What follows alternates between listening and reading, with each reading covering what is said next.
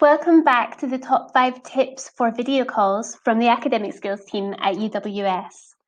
Tip 3, mind your manners. Even though you might be joining lectures or tutorials from home, remember that you'll still be expected to behave politely to your lecturers and to your classmates, just as you would on campus.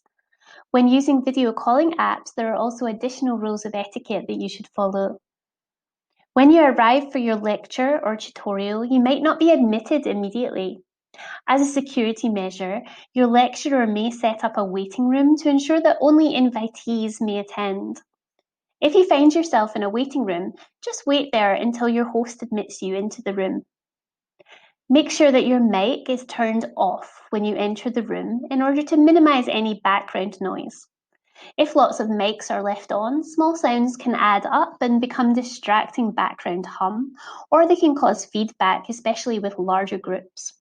If you need to speak, you can just turn your mic on at the time. When using video calling apps, it's especially important to wait for your turn to speak. Generally, you would only speak during a lecture if there's a Q&A session at the end, but your lecturer will advise you on what's expected. If it's a tutorial, your lecturer may call on you to speak, or otherwise make it clear whose turn it is. If you wish to speak outside of these times, it's best to ask, either by using the chat function in Zoom or by raising your hand in Microsoft Teams and waiting for permission. The chat function can be a useful tool, but remember that it can be seen by others.